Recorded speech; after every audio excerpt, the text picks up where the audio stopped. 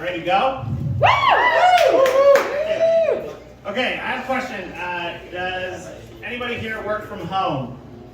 Yes. You work from home? You work from home?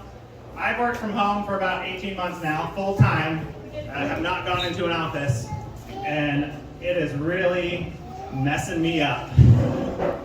The other day I was like, I gotta change something, I gotta do something. So I decided I'd go on a trip and I'd work somewhere different.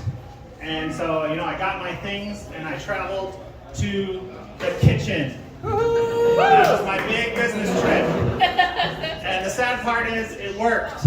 I got like a novelty high. I was sitting there and I was like, the lighting is great in here. This chair is more comfortable than I thought. By the end, I was like telling my wife, I was like, I think everyone should go to kitchen once in their life. Like, there's just an energy there. I love kitchen. But I didn't fly business class. My company's too cheap. I had to walk on my business trip. But that's okay because I don't have the patience for airline travel anymore.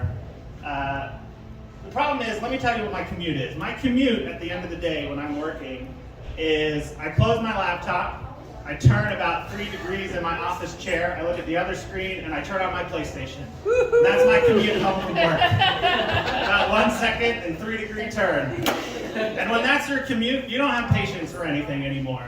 Like when we go to get fast food, if there's even 2 cars ahead of us, I'm like, it's not worth it. It's like 10 minutes. How do people do this? But when I commute home, it's like office, home. Work, relax.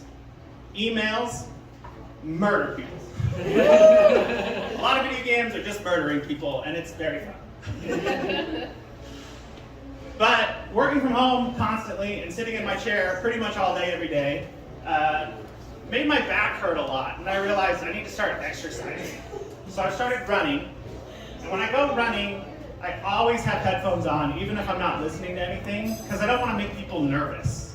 Like at this point, if you see an adult man running in a neighborhood and he's not wearing headphones, he's not running, he's running away. It's like somebody's like, did you see that guy? Yeah, he was running, what's the big deal?